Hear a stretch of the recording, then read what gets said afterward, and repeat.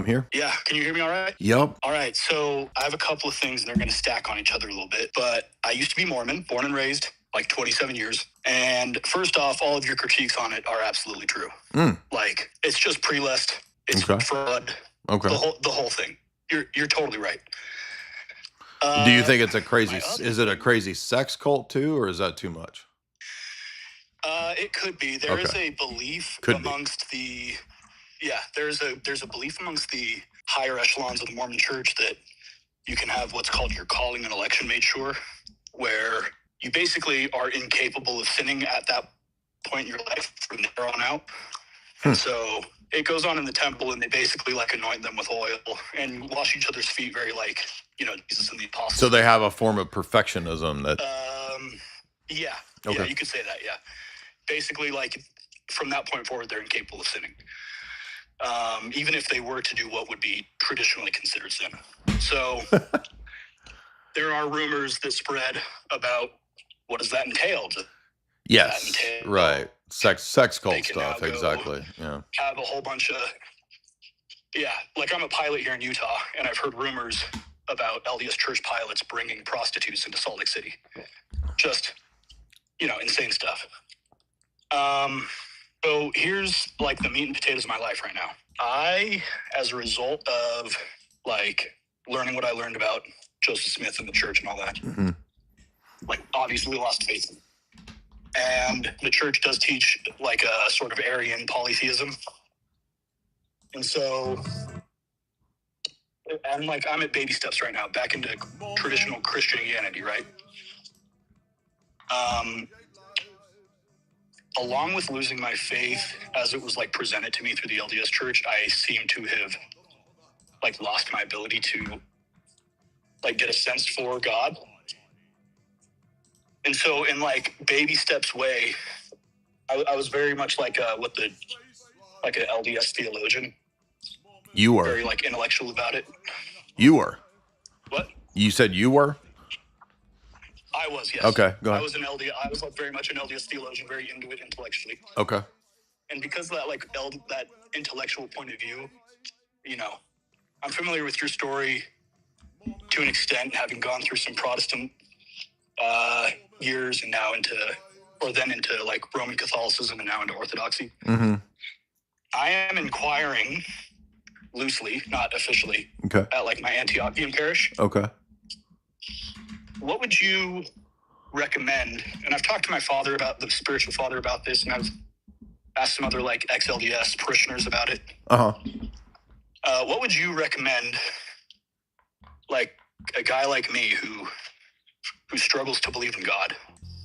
Like I want to believe in God. But it's weird. It's like almost it's like a one layer extrapolated from belief. Like I think I want a God, but I have a hard time believing in God. What would you say to something like that? Do you think that at this juncture in your life, the reason for that is just because of the past traumatic experience and change of your paradigm, or do you think that it's more than that and it's intellectual questions? I think part of it is intellectual questions, and I've, watched things from you and like John Lennox about like the transcendental argument. And that makes sense to me. But I would bet that there's probably a sort of like spiritual trauma factor to it. It's been like 10 years since I left the LDS faith. And it's just, like I started inquiring because I realized that like, while it is a different God, while it is a different faith, there are similarities in the interpretation of the New Testament, like belief in a church, belief in a priesthood authority. The LDS church just teaches that they are those things, and they're clearly not.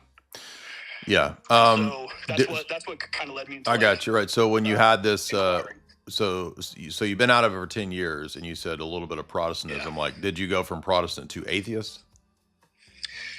Yeah, I kind of went from like LDS to like minimum scripture or scriptural minimalism or whatever they call it. I'm not really sure.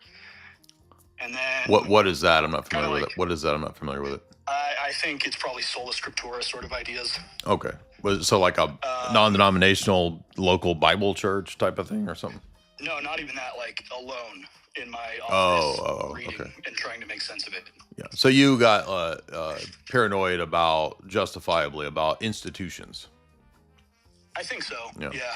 And it seems to have like crept into my ability to believe in God, or like my willingness maybe is a better word. I'm not really sure. Yeah.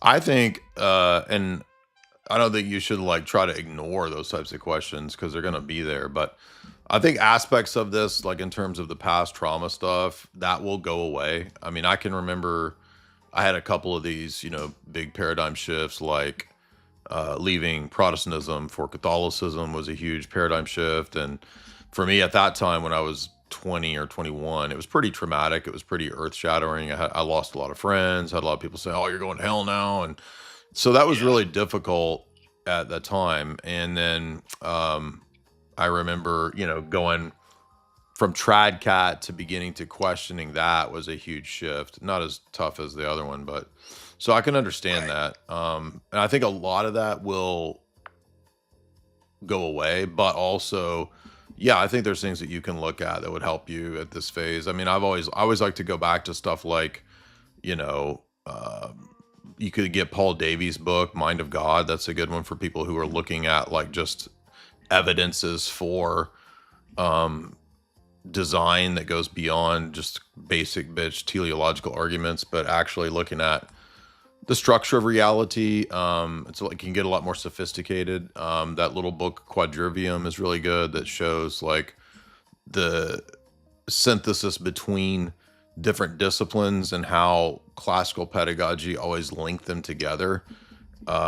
Because you've probably seen a lot of the like tag debates. So I think those are good places to go. That little book, Ultimate Proof by Dr. Jason Lyle, is really good and it's very readable. So I would say those are things that you could look at to kind of solidify like stage 1 type stuff, if that's what you're wanting to do. Right. Yeah. Like when I went to the parish, it was like obviously the most unbelievably holy experience I've had. Good.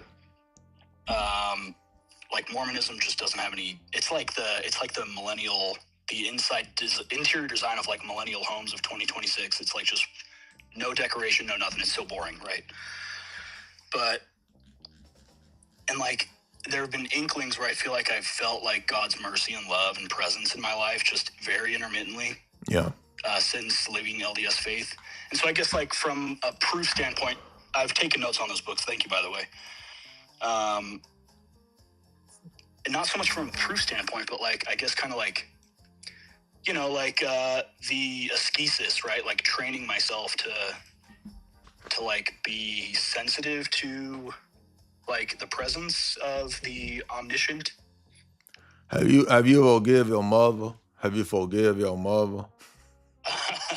Yeah, right, yeah, totally. Actually, she also left the LDS church, so in a way, yes, we have. I was just citing Jesse Lee Peterson. Go ahead. Oh, okay. Yeah, I don't pay attention to him. That's what he does. He always says, "You already could forgive your mother." I'm just making a joke. Go ahead. Yeah, no, fair enough.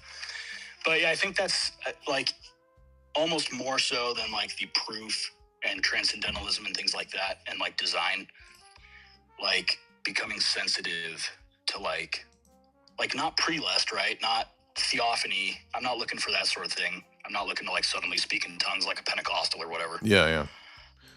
But like I would say give it time, dude. Time heals everything. Give it time. Word.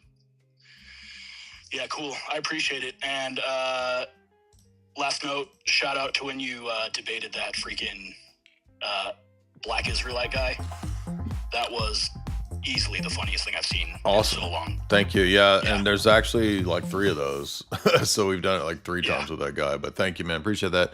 Everybody pray for our former Mormon bro there. Sounds like he's on the right track.